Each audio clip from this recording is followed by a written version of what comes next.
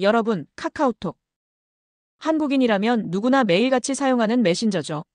그런데 2025년 9월 출시 15년 만에 가장 큰 변신이 시작됐습니다. 카카오는 단순한 메신저에서 벗어나 슈퍼앱으로 도약하겠다며 대대적인 업데이트를 단행했습니다. 하지만 결과는 의외였습니다. 내 카톡 돌려놔. 라는 분노의 외침이 쏟아졌고 이용자 반발은 폭발적이었습니다. 오늘은 왜 이런 사태가 벌어졌는지 카카오톡 업데이트의 진짜 의미와 그 파장을 하나씩 풀어보겠습니다. 먼저 카카오톡은 왜 변화를 시도했을까요?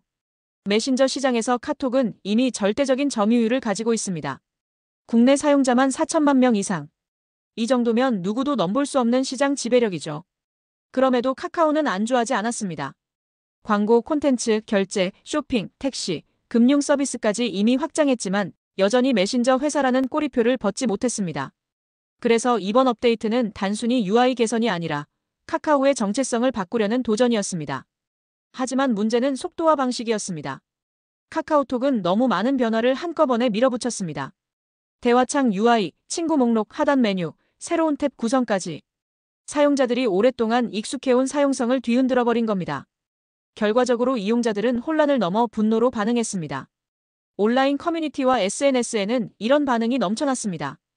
업데이트하고 나니 카톡이 아니라 낯선 앱이 됐다. 친구 찾기도 어렵고 대화창도 복잡하다. 굳이 바꿀 필요가 있었냐? 즉, 사용자들이 원하는 건 안정성과 익숙함이었는데 카카오는 혁신과 확장을 앞세운 겁니다. 그렇다면 카카오 입장에서는 어떤 계산이 있었을까요? 단순히 메신저 점유율만으로는 더 이상 성장이 어렵습니다. 광고 수익도 한계에 다다랐고 신규 서비스 진입은 네이버, 토스, 쿠팡 같은 강력한 경쟁자들과 맞붙어야 합니다. 그래서 카카오는 카카오톡을 모든 서비스의 관문으로 만들고 싶었던 겁니다. 다시 말해 슈퍼앱 전략입니다.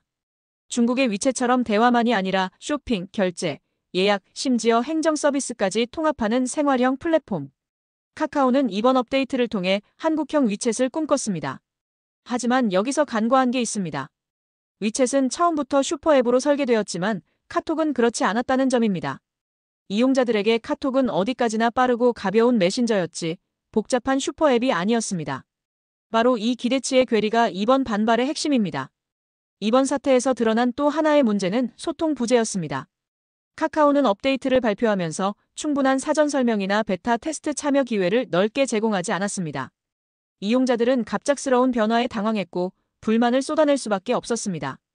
기업 입장에서 전략적 이유가 있더라도 고객 경험을 무시한 결과는 참혹했습니다. 사실 카카오톡은 이미 여러 차례 독점 논란과 먹튀 논란을 겪었습니다. 카카오티, 카카오뱅크, 카카오게임즈 등 영역 확장 때마다 또 카카오냐는 비판이 나왔죠. 이번 업데이트는 이런 기존 불신을 다시 불러일으켰습니다. 결국 또 돈 벌려고 우리를 불편하게 만든 거 아니냐는 의심 말입니다. 하지만 반대로 이런 변화가 반드시 실패라고만 할 수 있을까요? 혁신은 언제나 저항을 동반합니다. 페이스북이 뉴스피드를 도입했을 때도 욕을 바가지로 먹었지만 지금은 플랫폼의 핵심 기능이 됐습니다. 인스타그램이 스토리를 추가했을 때도 스냅챗 짝퉁이라는 비난이 있었지만 지금은 가장 인기 있는 기능이 됐죠. 따라서 이번 카톡 업데이트도 단기적으로는 반발을 사지만 장기적으로 사용자들이 적응할 가능성은 남아 있습니다. 문제는 카카오가 얼마나 빠르게 피드백을 반영하고 사용자 중심으로 조율하느냐에 달려 있습니다. 이번 사태는 단순한 앱 업데이트가 아니라 한국 디지털 생태계의 축소판 같은 의미가 있습니다. 첫째, 혁신과 익숙함 사이의 긴장. 기업은 혁신을 추구하지만 사용자는 익숙함을 원합니다. 둘째, 슈퍼앱 전략의 한계. 한국 시장에서 위챗식 슈퍼앱이 통할 수 있을지 의문이 제기됩니다. 셋째, 사용자 신뢰 문제.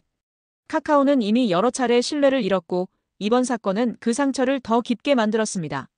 결국 이번 카카오톡 대규모 업데이트는 우리에게 이런 질문을 던집니다. 혁신은 누구를 위한 것인가? 기업의 성장 논리인가 아니면 사용자의 편의인가? 이 질문에 대한 답이 없는 한 카카오는 앞으로도 비슷한 위기를 반복할 수밖에 없습니다. 이용자들의 분노는 단순한 불편 때문이 아닙니다. 15년 동안 함께해온 국민 메신저에 대한 배신감 때문입니다. 그 믿음을 다시 회복하려면 카카오는 지금이라도 진심 어린 소통과 사용자 중심의 개선을 내놓아야 합니다. 오늘 영상의 핵심은 이겁니다. 혁신은 필수지만 혁신의 속도와 방향이 사용자와 함께 가야 한다. 카카오톡의 이번 선택이 실패로 남을지 새로운 도약의 계기가 될지는 앞으로 몇 달간의 대응에 달려 있습니다. 여러분은 이번 업데이트 어떻게 보시나요? 댓글로 여러분의 의견도 남겨주세요. 지금까지 세상 모든 트렌드를 읽어드리는 세상 읽기였습니다. 구독과 좋아요 부탁드립니다.